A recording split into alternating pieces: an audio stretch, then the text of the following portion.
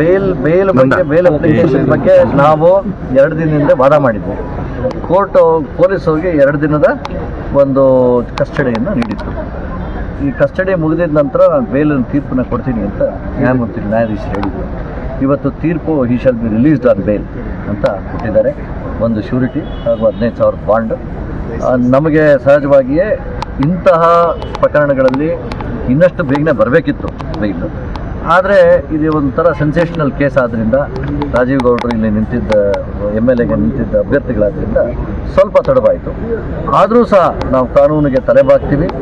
ಆಮೇಲೆ ಏನಿದು ರಾಜಕೀಯ ಪ್ರೇರಿತವಾಗಿ ಏನಿದೆ ಆ ಭಾಗ ಏನಿದೆ, ಇದರಲ್ಲಿ ಅಪರಾಧದ ಒಂದು ಭಾಗ ಇರ್ಬೋದು ಸಂಭಾಷಣೆ, ಆದರೆ ರಾಜಕೀಯ ಪ್ರೇರಿತವಾಗಿ ಅವ್ರನ್ನ ಇನ್ನಷ್ಟು ದಿನ ಒಳಗಡೆ ಇಳಿಸ್ಬೇಕು ಅನ್ನೋ ಏನು ಹುನ್ನಾರ ನಡೆದಿದೆ ಅದ್ರ ಬಗ್ಗೆ ಏನು ಹೋರಾಟ ಮಾಡ್ತೀವಿ ರಾಜಕೀಯವಾಗಿ.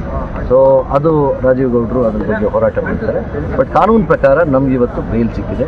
ಇನ್ನು ಮುಂದೆ ಸಾಕ್ಷ್ಯಾಧಾರಗಳನ್ನು ಆಧಾರದ ಮೇಲೆ ನಾವು ನಮ್ಮನ್ನು ಡಿಫೆಂಡ್ ಮಾಡ್ತೀವಿ. ಬೇರೆ ಕೇಸುಗಳಲ್ಲಿ ಭಾಗಿಯಾಗಿ ಒಂದು ಕೇಸ್ ಒಂದು ಜನತಾದಳ ಇದೇ ಪ್ರಕರಣವನ್ನು ರಾಜಕೀಯವಾಗಿ ಇನ್ನೊಂದು ಮರಿ ಕೇಸ್ ಮಾಡಿದೆ. ಒಂದು ಕೇಸ್ನ 2 ಕೇಸು 3 ಕೇಸ್ ಮಾಡೋದು ಇವೆಲ್ಲ ರಾಜಕೀಯ ಹುನ್ನಾರ. ಅದನ್ನು ಇದರಲ್ಲೇ ಸೇರಿಸ್ಕೊಬೋದು. ಜನತಾದಳ ಅವ್ರ ಮೇಲೆ ಏನೋ ಹೇಳಿದ್ದಾರೆ ಅಂತ ಜನತಾದಳ ವೈಸ್ ಪ್ರೆಸಿಡೆಂಟ್ ಒಂದು ಕೇಸ್ ಹಾಕಿದೆ. ಅದನ್ನು ಈ ಕೇಸ್ನಲ್ಲಿ ಸೇರಿಸಿ ಒಂದೇ ಕೇಸ್ ಮಾಡ್ಬೋದು. ಇಲ್ಲ ಇವ್ರ ಮೇಲೆ 2 ಕೇಸ್ ಹಾಕಬೇಕು ಅಂತ ಅವರೊಂದು ಹುನ್ನಾರವನ್ನು ಇಟ್ಕೊಂಡು ಮಾಡಿದ್ದಾರೆ.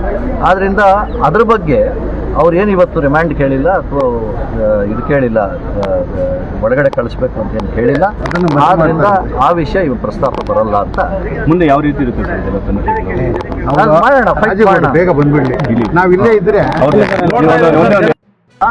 ಯಾವುದೋ ಬೇರೆ ಒತ್ತಡದಿಂದ ಮಾಡಿದ್ದಾರೆ ಪೊಲೀಸ್ನವರು ಅಂತಕ್ಕಂಥದ್ದನ್ನು ಮೇಲ್ನೋಟಕ್ಕೆ ಕಾಣಿಸುತ್ತೆ. ಅದೇನಪ್ಪ, ಆದರೂ ಕೂಡ ಗಾಬರಿ ಬೀಳ್ದೇನೆ ಈ ಲಾಯರ್ ಒಬ್ಬನು ಇಟ್ಕೊಂಡು ಬಂದು ಇಲ್ಲಿ ಸರೆಂಡರ್ ಆಗಿ ಬೇಲ್ ಅಪ್ಲಿಕೇಶನ್ ಹಾಕಿ ಪ್ರಾಸಿಕ್ಯೂಟರ್ ಕಾಪಿ ಕೊಟ್ಟು ಅಬ್ಜೆಕ್ಷನ್ ಹಾಕಿಸಿ ಆರ್ಗ್ಯುಮೆಂಟ್ ಮಾಡಿದ್ರು ಇಲ್ಲೇ ಬಿಟ್ಬಿಡೋರು.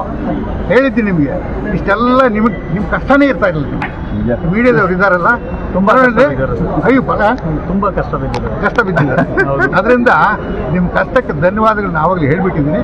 ಈಗ ನಮ್ಮ ವಿವೇಕ್ ಅವ್ರು ಹೇಳ್ತಾರೆ.